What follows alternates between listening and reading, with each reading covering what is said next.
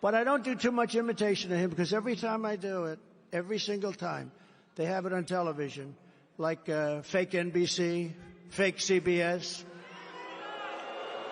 fake ABC. Not to mention CNN, MSDNC, and Fox. But every time I do it, if I imitate him, they show me, Donald Trump spoke poorly last night. He could hardly say a word.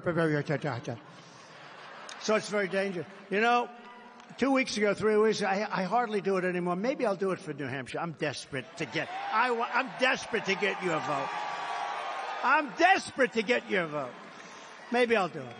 But I don't do it because what they do is, if I'm sarcastic or a lot of times I'll say, and President Obama is doing a lousy job, meaning that Obama's running the show.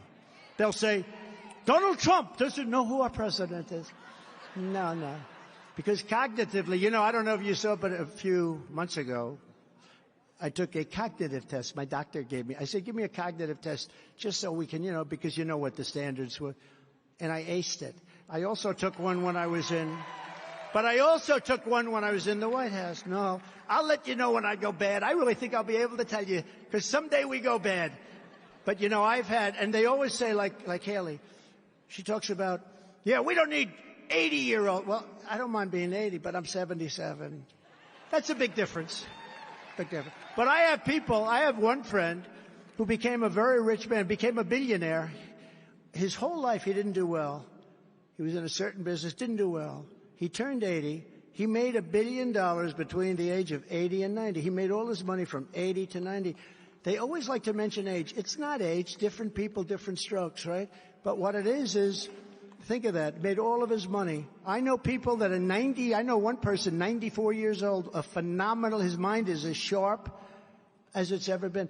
I feel my mind is stronger now than it was 25 years ago. Is that possible? I really do. Now, Biden can't say that. Look, you know he can't say that. You know he can't say that. You know there's something going on. But when I imitated, a few weeks ago, I imitated, because as you know, he can never find the stairs. You know how many stairs? 1, 2. We have 2 on the side. 3, 4. There's one back here, and then there's an emergency. So you got like 6 or 7. This is not a big platform. So I imitated it, and everybody had a great time. You know the way he finishes the speech?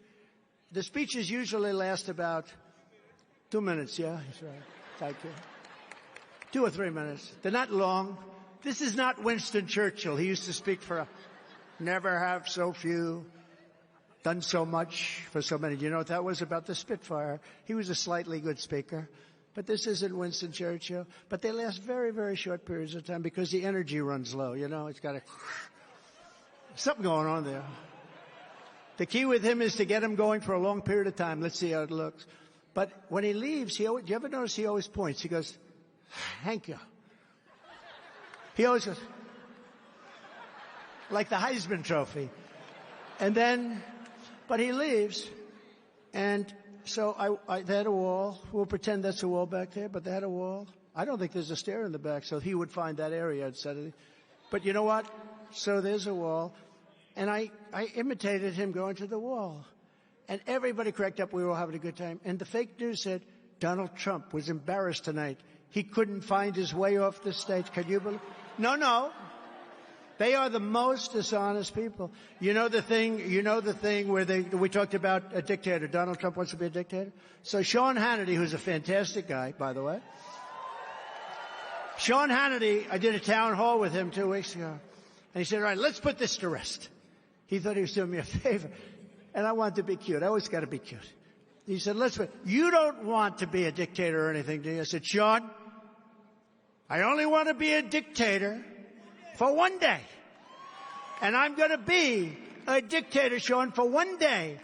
And I'm going to close up the border and I'm going to drill, baby drill. And after that, I'm not going to become a dictator. Right? So here's what the fake news does. It's so horrible.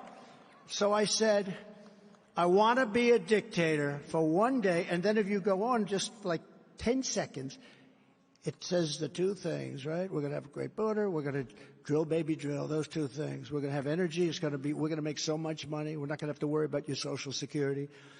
So I said those two things. I said, I'm going to be a dictator, and they cut it.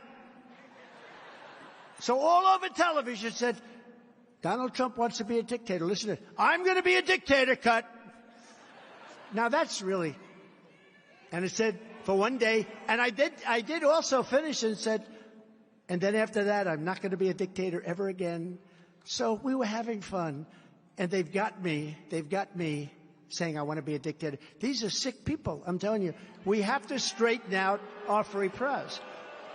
But Joe Biden is a threat to democracy for a number of reasons. Take a look at what he's doing with weaponization. What he's doing with the weaponization that we just discussed is terrible. But he's a threat for another reason, very big. He's grossly incompetent. That's the biggest threat that we have to democracy. We're going to end up in World War III with this guy running things.